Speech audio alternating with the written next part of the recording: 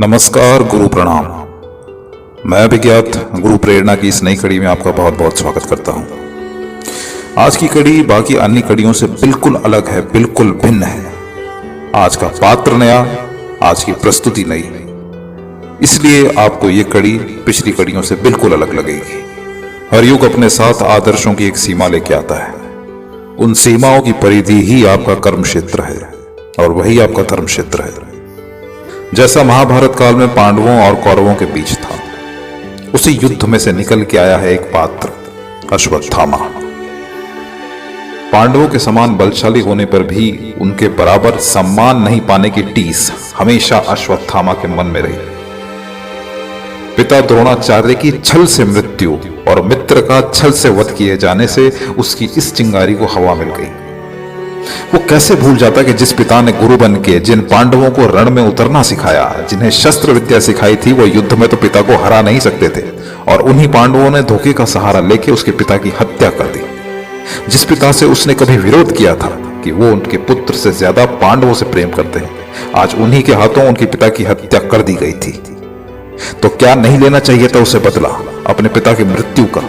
जिस पिता ने उसके अपात्र होते हुए भी बस उसकी हट पे उसे अर्जुन के समान ब्रह्मशीर हस्त्र जैसे भयानक अस्त्र दे दिया था, जिसके एक बार संधान करने पर पूरी पृथ्वी के मनुष्य, वृक्ष, जल, वनस्पति को जला के वो भस्म कर देने और पूरी धरा को मरुधरा बना के सदियों तक बंजर बना देने के लिए काफी था। क्यों नहीं निकलने थे उसके बाण उसकी पिता की मृत्यु का प्रतिशोध लेने के लिए पांडवों से? क्यों नहीं ले लेना चाहिए था उसे पांडवों के प्राण अपने मित्र दुर्योधन को धोखे से मारने के लिए? क्या कोई वीर ये सब सह सकता था? किंचित भी नहीं सह सकता। अगर वो सिर्फ वीर हो तो निश्चित ही बदला लेगा, लेना ही होगा उसे। पर युद्ध तो किसी एक पक्ष की मृत्यु के साथ ही खत्म होता है। युद्ध का बदला तो सिर्फ रणभूमि है। अश्वत्थामा उठा अपने बदले को पूरा करने। शिव की मस्तक मणि का वरदान मिला था उसे कि नहीं मार सकेगा युद्ध में कोई उसे। उठा वो इसी अभिमान में, अब बस लेना था प्रतिशोध उसे। समझता है हर शक्तिवान के दुनिया में नहीं है उस जैसा कोई, लेकिन वो भूल जाता है कि जो जन्मता है वो मिटता है। संसार की है रीत यही, अमरता कुछ भी नहीं, सिर्फ है शून्य तक का विस्तार। सब समा जाता है शून्य में जब लगता है समय पुकार। पर अश्वत्थामा को उसका भान कहां? उसे तो अपने पिता के रक्त का बदला लेना था। बदले और अभिमान के नशे में रात्रि में ही घुस आया वो पांडवों के कक्ष में। देख 5 पांडवों को निश्चिंत सोता हुआ रोक नहीं सका वो खुद को। निकाल खड़क खुद को काल समझ एक एक कर मिटाता गया पांडव समूह को। रक्त की बहती धारा को देख चित्त में बदले की भावना पर अपने कर्म की ठंडी ज्वाला महसूस करता अश्वत्थामा हटाता है शवों के ऊपर से चादर। देखने शव अपने पिता और मित्र के हत्यारों के, पर चौंक के उतर जाता है ग्लानि के समंदर में। क्योंकि नियति करा गई है उससे खेल। कर दिया उसने पाप ऐसा जिसकी कोई क्षमा नहीं, जिसका कोई पश्चाताप नहीं। मार दिया पांडव पुत्र बदले के आवेश में और ले लिया कलंक अबोध निष्पाप राजकुमारों की हत्या का अपने सीने में। क्रोध ने आंखें मूंदी, मति भी हो गई थी भ्रष्ट। जिनसे लेने आया था प्रतिशोध, ले तो नहीं सका बदला उनसे, पर अपराध किया अनजाने में, दोष लिया अनजाने में। हो चुका था अब तो जो होना था। अब पांडवों को शोक में रोना था और उसे ग्लानि में रोना था। ना पूरा किया प्रण, ना जीत सका वो रण। ले लिया उल्टा अबोध बालकों की हत्या का कलंक। लौट आया लिए कलंक अपने मस्तक पे, जिस माथे पे वरदान की वो मणि धारण किए करता था अभिमान से। हजारों लड़े हजारों मरे, 18 दिन युद्ध के मुश्किल कटे। पांडव सोचे जीत लिया युद्ध, अब तो विराम आएगा। अपनों के रक्त से सने हृदय को अब तो चैन आएगा। घर लौट रुदन सुन दौड़े आए पुत्रों के कक्ष में। देख निढाल 5 पुत्रों को आग भड़क उठी मन में। युद्ध अभी खत्म हुआ नहीं, अभी प्रतिशोध लेना बाकी था। जिस अश्वत्थामा ने हत्या की निर्दोष बालकों की, उसे दंड देना बाकी था। ऐसा अधर्म देख क्रुद्ध हुए कृष्ण। ठान लिया अपने मन में कि अश्वत्थामा को ऐसा दंड दिलाऊंगा, फिर नहीं कर सकेगा कोई ऐसा पाप, ऐसा सबक सिखाऊंगा। अपने अबोध निष्पाप पुत्रों की मृत्यु का शोक जहां पांडवों को था, वहीं अश्वत्थामा इस कलंक पर लज्जित था। पर अब भी दोनों के बीच प्रतिशोध की अग्नि भड़क रही थी। नहीं छोड़ेंगे पांडव, उसको यह विश्वास था उसके मन में, क्योंकि कृष्ण भी साथ थे पांडव के, जो निपुण थे हर युद्ध की हर युक्ति में। जैसे मिटा दिया छल से उसके पिता और मित्र को, वैसे ही या तो बल से या तो छल से मिटा देंगे उसके जीवन को।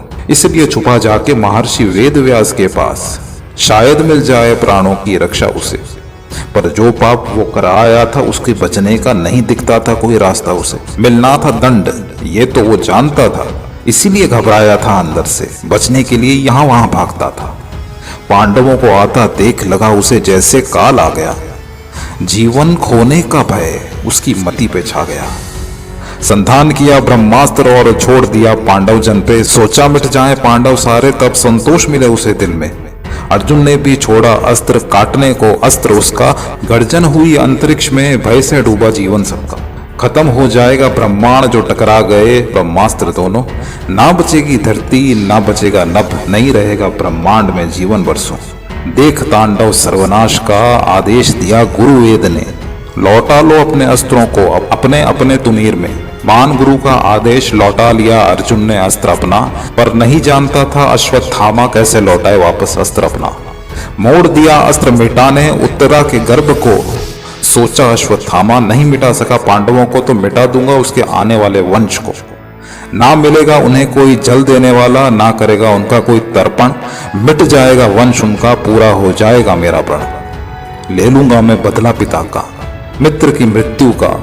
जब मिलूंगा स्वर्ग में तो सुनाऊंगा वृतांत अपने शूरवीरता का। नहीं हो सकता निष्फल ब्रह्मास्त्र, भेदेगा ही अपने लक्ष्य को। संधान किया जो एक बार इसे, नहीं होगा फिर निष्फल वो। लगा जाके उत्तरा के गर्भ में, गर्भ का उसने नाश किया। एक नवजात बच्चे का दुनिया में आने से पहले ही संहार किया। ऐसा पाप सृष्टि में कभी किसी ने नहीं देखा था।